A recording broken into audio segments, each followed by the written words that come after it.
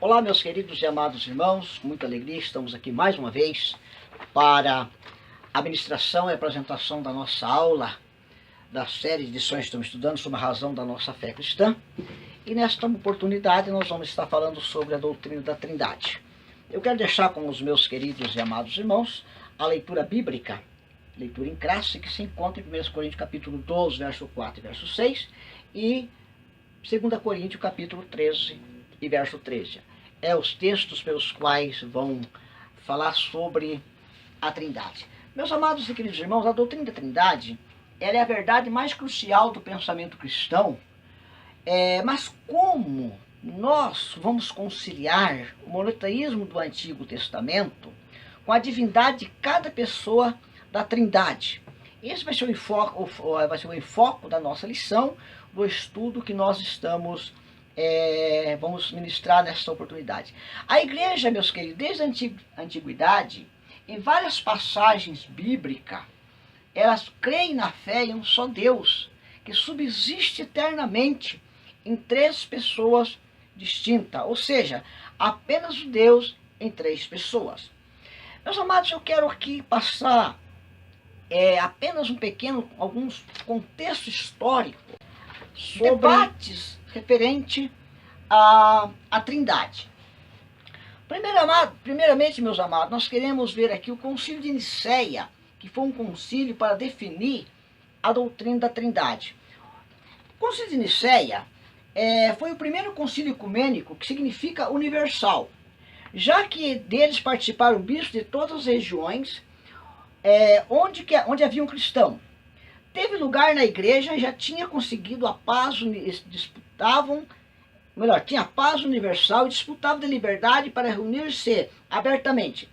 Então, em 20 a 25 de julho de 2025, que aconteceu esse concílio, né? Então, eles participaram alguns bispos que ainda tinham nos seus corpos sinais dos castigos que tinham sofrido por serem fiéis às perseguições que ainda eram recentes. Então, esses bispos ainda traziam nos seus corpos, meus amados, a marca da perseguição da igreja, antes de Constantino proclamar a igreja, o cristianismo como religião oficial do Estado. Então, Constantino ele tinha unificado o império e ele também buscava uma forma de unificar a igreja. Então, para isso, ele convocou o chamado Concílio de Nicéia, né?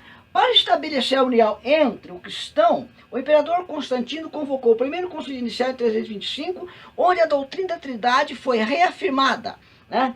E Ário, que já era uma figura que combatia a Trindade, ele então acabou por ser banido da igreja como herético por não acatar a doutrina da Trindade, a doutrina ortodoxa fundamental, sobretudo nos pais da igreja, como ortodoxo e protestante, especialmente depois de sê-la novamente reafirmado no Concílio Regional de Constantinopla de 360. Para esta data, o imperador Constantino, que ainda não tinha sido batizado, ou seja, porque Constantino só se batizou pouco tempo antes da sua morte, facilitou a participações dos bispos e ele colaborou e colocou à disposição o serviço do exército imperial para que os bispos e os sacerdotes chegassem com segurança, né, em suas viagens de translado, e ele ofereceu até o seu palácio em Nicéia de Betina, que estava próximo ao palácio residencial.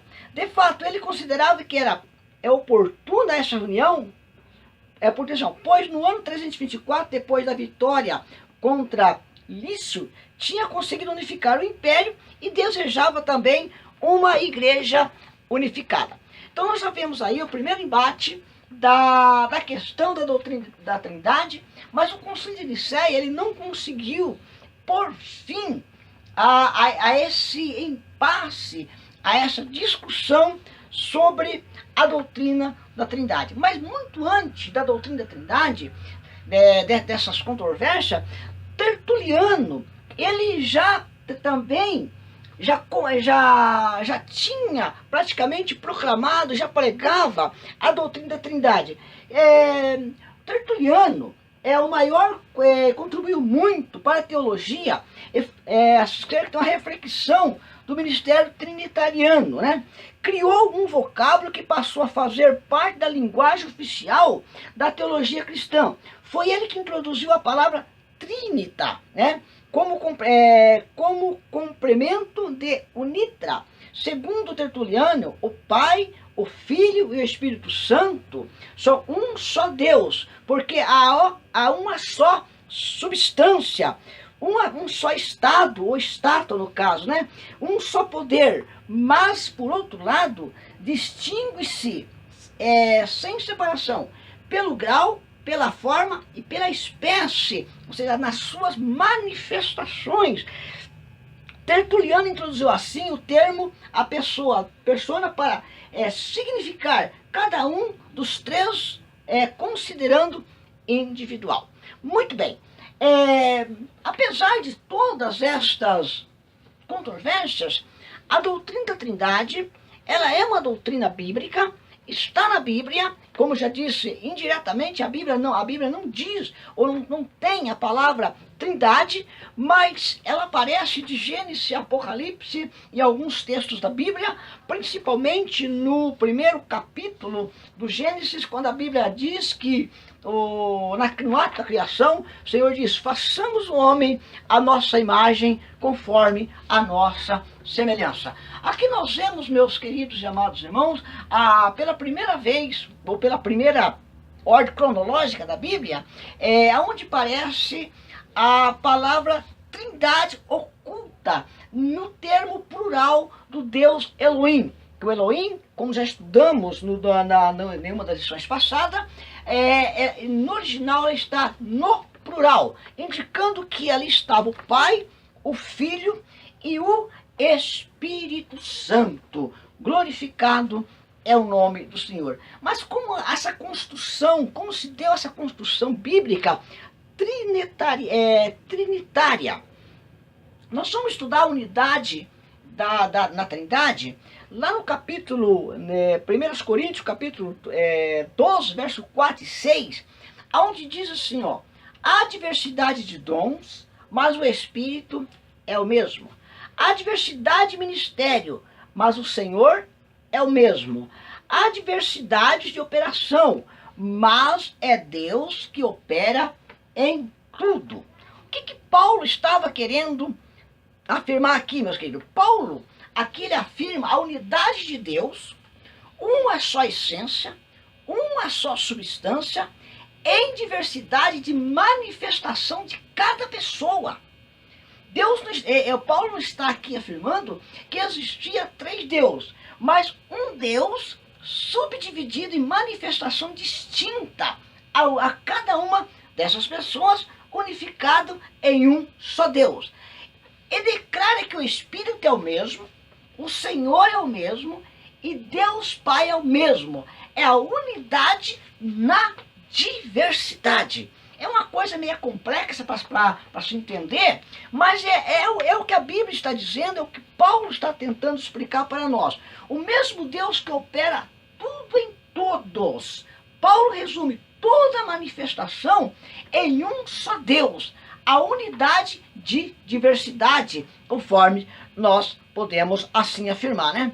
Nós vamos ver isso também, embora que não seja uma afirmação clara sobre a Trindade, na bênção apostólica. A bênção apostólica, ela já era costumeira na despedida das reuniões. Isso prova, meus queridos, a crença ou a consciência dessa realidade divina acerca da Trindade. Acerca da Trindade, né?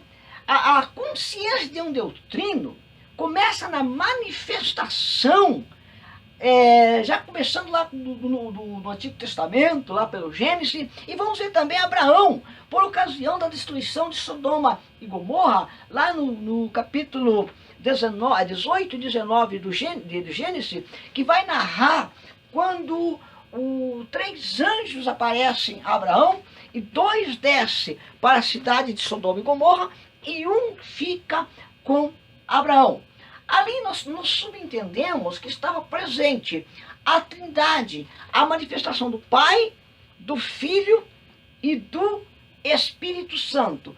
Como nós podemos explicar isso nessa manifestação a Abraão, e 2 descendo para Sodoma e 1 ficando com Abraão? Querido, nós vamos ver ainda mais à frente da nossa lição, mas eu já quero antecipar aqui, que o Deus, ele é o Deus de justiça. Jesus é o Deus da graça. E o Espírito Santo é que convence o homem do pecado. Logo então, os 2 anjos que desceram para a cidade de Sodoma e Gomorra, eles representavam o Filho Jesus e o Espírito Santo. O Filho Jesus que desceu com a graça e o Espírito Santo que desceu para convencer Ló a sair da cidade de Sodoma e Gomorra. Então, meus amados, aqui nós já vemos mais uma manifestação da Trindade ocultas entre as linhas da interpretação bíblica, que nós precisamos fazer com muita consciência e com referências e por interpretações teológicas e também por considerações ontológica, porque a Bíblia nos dá direito a fazermos assim. Muito bem, Deus Trino é uno, revelado. Efésios capítulo 4, verso 4 a 6, nós vamos encontrar a expressão: há um só corpo e um só Espírito. Como também fosse chamado, é uma só esperança da vossa vocação. Um só Senhor, uma só fé, um só batismo. Um só Senhor e Pai de todos, o qual é sobre todos e por todos em todos. Vamos explicar esse versículo de uma forma clara, para que a gente possa entender sobre essa doutrina da Trindade manifesta no Deus Trino, Uno e revelado. Primeiro, o Pai, como eu já disse no início, é o que cria. Ele é justiça, sem sombra de variação. Tiago, capítulo 1, verso 17, nós vamos encontrar a Bíblia falando sobre isso quando diz: toda boa dádiva e todo dom perfeito vem do alto, descendo do Pai das luzes, em quem não há oscilação, como se vê nas nuvens inconstante. Verso 18, de acordo com a sua vontade, ele nos gerou pela palavra da verdade. Palavra da verdade. Lembra do verbo no capítulo 1 de João? No princípio era o verbo, era a palavra. Aqui nós encontramos, mais uma vez, de forma indireta, inserida nesse texto sagrado de Tiago, capítulo 1 e o versículo 17, né?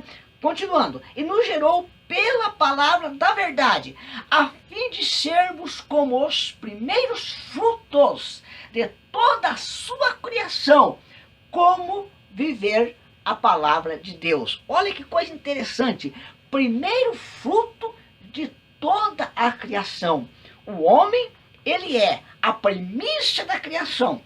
Tiago, falando sobre isso, ele está falando sobre o Deus Pai, no ato da sua manifestação, da sua soberania, onde não há sombra de variação, e no Deus da criação, o Elohim, de Gênesis capítulo 1. Então, já vimos aqui a primeira pessoa da Trindade operando no Antigo Testamento na criação e na sua manifestação soberana. O Filho, o resgatador, o que resgata o homem do pecado, ele é a graça manifesta em Cristo. Tiago 2, verso 11 diz: porque a graça de Deus se há manifestada, trazendo salvação a todos os homens. Através de quem que a graça de Deus foi manifestada? Através da pessoa do nosso Senhor e Salvador Jesus Cristo, que é a segunda personagem da Trindade manifesta no Novo Testamento. O próprio Deus se manifestando na forma encarnada de nosso Senhor e Salvador Jesus Cristo. A terceira pessoa da Trindade é o Espírito Santo. Ele é o quê? Ele é o selo e é o que convence o homem do pecado. Efésios capítulo 4, verso 30, nós vamos encontrar: e não entristeçais o Espírito Santo de quem? De Deus.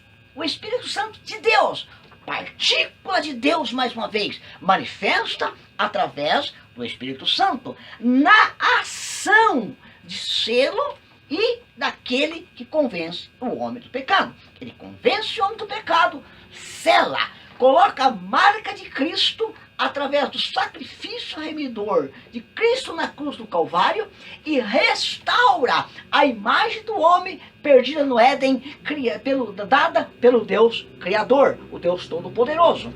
Então veja, nós vimos aqui uma explicação da manifestação da Trindade apresentada no Deus triuno, trino e uno, que registra-se em Efésios 4, versos de 4 a 6. Nos textos acima, então, que nós citamos, temos as características de Deus e uno revelado em época ou tempo diferentes, né? Deus manifestava no Antigo Testamento por sombra, como Moisés, quando quis ver a face de Deus, Deus disse a Moisés: a minha face homem nenhum viu e viveu, ou verá e viverá. Para Deus manifestar aos homens na terra, ele precisou se manifestar através do Senhor Jesus Cristo. Louvado seja Deus. Cristo, ele é o verbo de Deus representado pela palavra, que é o próprio Deus encarnado. O Cristo, Deus encarnado através de Cristo para se revelar à humanidade. O Deus de justiça, agora ele é o Deus de graça. A graça, ela foi manifestada a todos, trazendo salvação. E o Espírito Santo faz o trabalho de convencer o homem do pecado.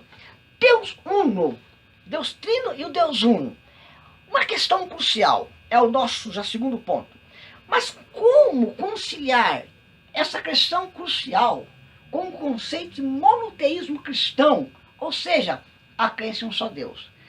Não é triteísmo, ou seja, três deuses, porque triteísmo são três deuses na forma da letra minúscula, né? Deus comum. Pois existe um só Deus e Deus é um só. Vamos falar um pouquinho mais sobre o conceito da Trindade. O conceito mais claro na Bíblia sobre a Trindade está em Mateus capítulo 28 e verso 19. Veja aqui, na ordem que Jesus deu aos seus discípulos, a manifestação entre as linhas da interpretação teológica e do registro bíblico deixado na narração de Mateus, o coletor de impostos, Levi, ele dizendo: portanto, ide fazei discípulo em todas as nações, batizando-os em nome do Pai, do Filho e do Espírito Santo. Batizando em nome da Trindade. Agora nós temos nada contra essas igrejas ou religiões, seitas, que batizam em nome de Jesus. Querido, batismo, ele é uma confissão pública da nossa manifestação de fé. Uma confissão pública ou manifestação pública que nós nascemos de volta. Não vou entrar na questão do mérito, do batizar em nome do Pai, do Filho e do Espírito Santo, ou batizar em nome do Senhor ou em nome de Jesus. Mas o que dizem é que, quando se batiza em nome do Pai, do Filho e do Espírito Santo, não se batizou em nome de nenhum. É um erro teológico, posso dizer até, em parte, uma certa heresia, por má interpretação desse texto. Porque é uma ordem do Senhor Jesus, quando diz: ide, fazei discípulos, batizando-os em nome do Pai, do Filho e do Espírito Santo. E esse texto foi uma das últimas recomendações do Senhor Jesus. Então vale as últimas recomendações e não tanto, quem sabe, a primeira. Vamos então entender um pouco sobre essas crenças que são inadequadas à questão da doutrina da Trindade. Nós temos, por exemplo, o monarquianismo. O que é o monarquianismo? Governo ou exercício por um único soberano. E esse monarquianismo, ele foi combatido por Tertuliano. Nós já estudamos um pouco no início da nossa lição. Deixa eu fazer uma referência aqui, né? O que é o monarquianismo, né?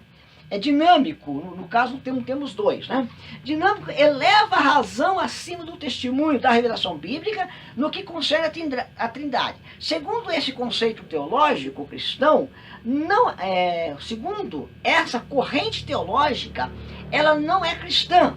O Espírito Santo não é Deus, com isso minam a coluna teológica da doutrina bíblica da salvação. E Tertuliano, ele combateu essa heresia.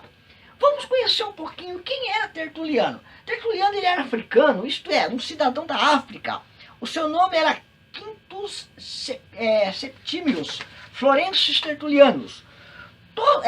Todos os historiadores que se aventuram em pesquisar conteúdos biográficos na antiguidade percebem logo de início as dificuldades significativas na tentativa de reconstruir preciso dos fatos, por isso, sobre Tertuliano, não conhecemos exatamente muita coisa.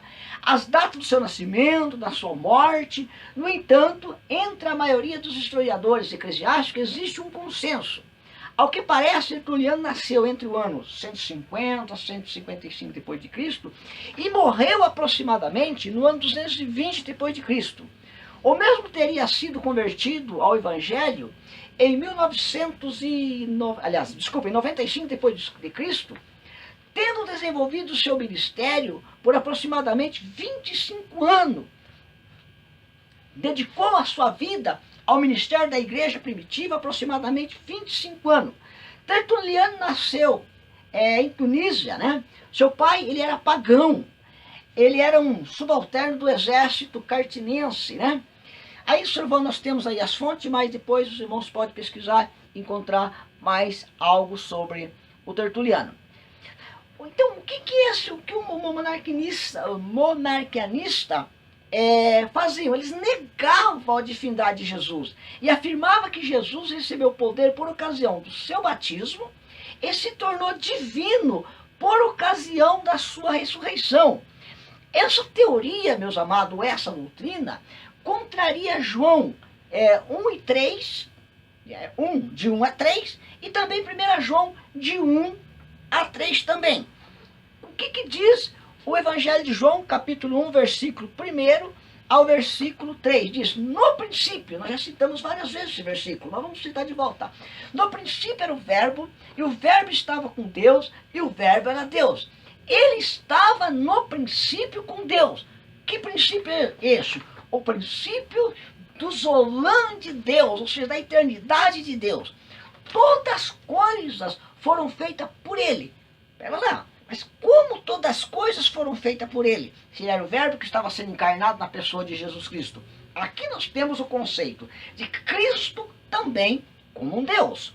Todas as coisas foram feitas por ele. E sem ele, nada do que foi feito se fez. Louvado seja Deus. Que coisa interessante, né, meus queridos? Essa versão é a Bíblia Almeida Revista Corrigida. Nós temos também 1 João, capítulo 1, versículo de 1 a 3, que nos diz, o que era desde o princípio, isto falando sobre Jesus, e o que ouvimos, e o que vimos com os nossos olhos, o que contemplamos, contemplamos, as nossas mãos o apalparam.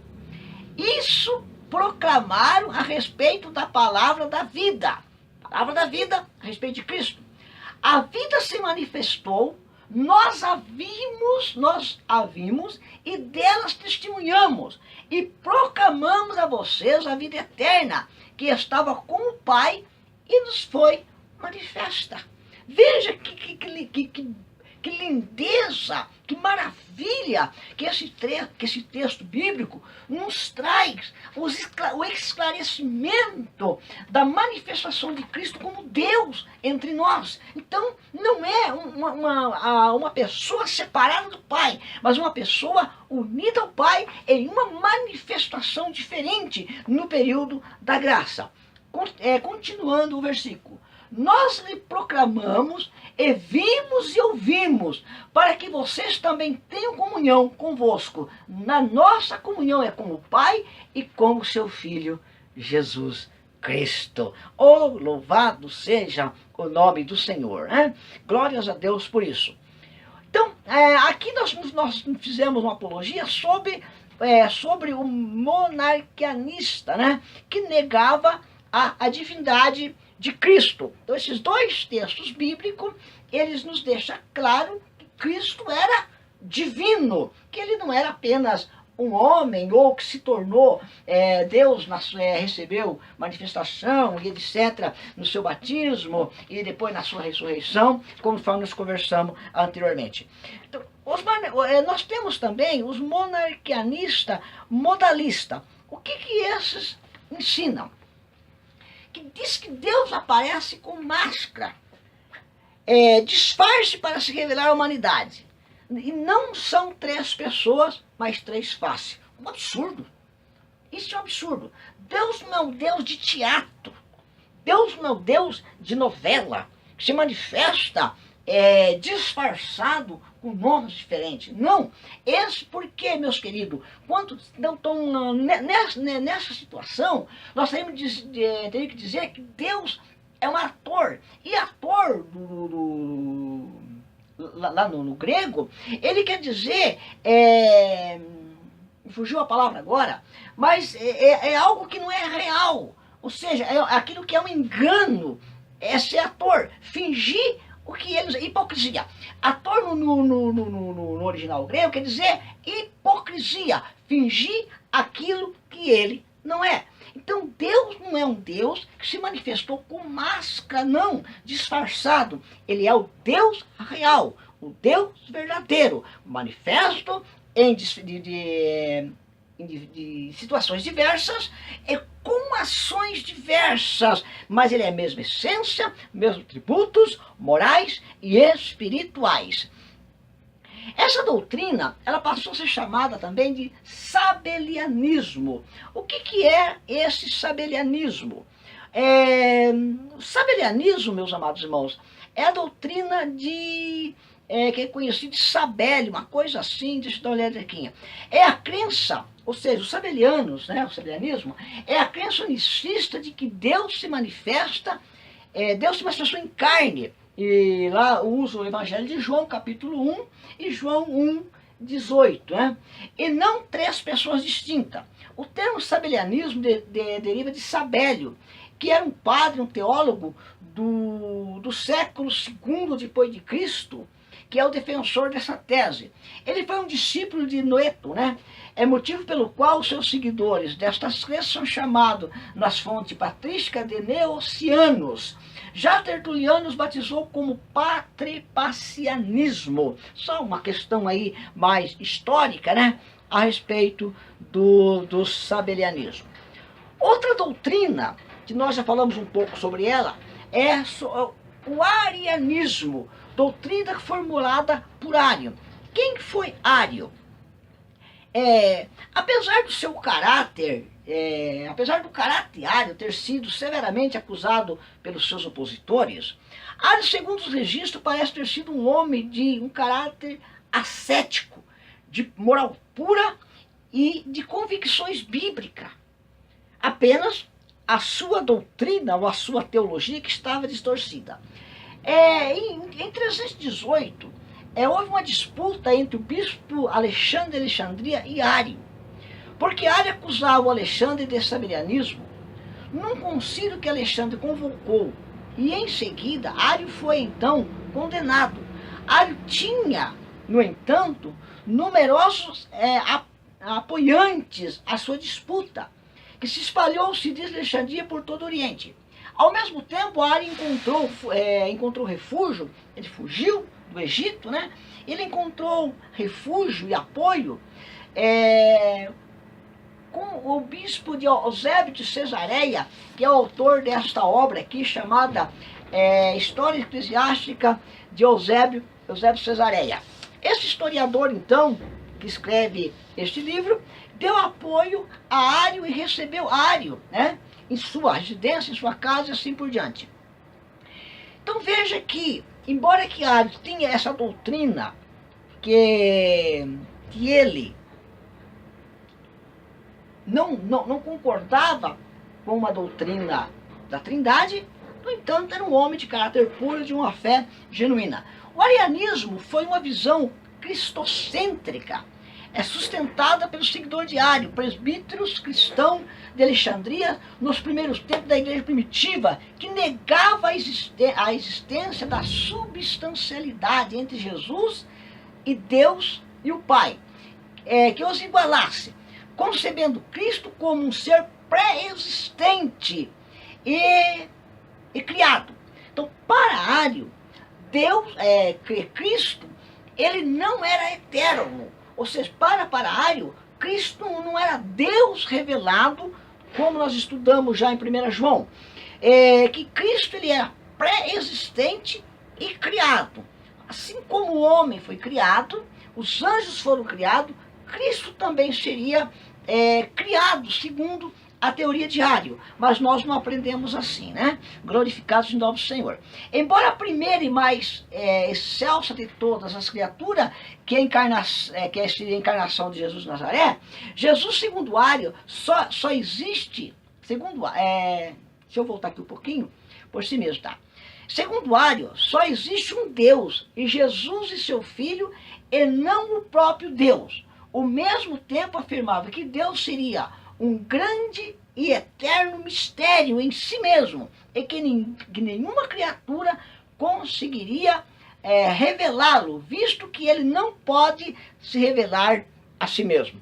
Isso é uma contrariedade bíblica. Todos os versículos que nós já estudamos, né? Inclusive lá de 1 de Tiago, capítulo 1, nós vimos ali que Deus se revelou sim à humanidade através de Cristo. Então, essa teoria de Ario, esse pensamento de Ario, é um pensamento herético e contraria praticamente todas as escrituras. Por isso que Ario ele foi banido no concílio de Nicéia, no primeiro concílio de Nicéia, por causa dessas doutrinas contrárias à Bíblia. Porque o último ponto nós conseguimos embutir ele em todo o contexto da nossa lição. Eu espero que os nossos queridos amados irmãos tenham tido um vislumbre do que é a doutrina da Trindade. Os meus colegas de ministério aqui do nosso campo possam aproveitar um pouco sobre o estudo dessa lição. Como eu disse no início, é uma lição muito difícil, é uma lição que tem uma certa dificuldade para interpretarmos, e o espaço de tempo que nós temos aqui é muito curto, não tivemos condições de entrar em todos os contextos históricos e também todos os textos bíblicos para fazermos uma coesão, né? Uma apologia, uma síntese, uma hermenêutica completa da Trindade. Esperamos que os senhores tenham um bom aproveito e que Deus abençoe e tenham todos uma boa aula e até a nossa próxima lição, se Deus assim quiser. Amém.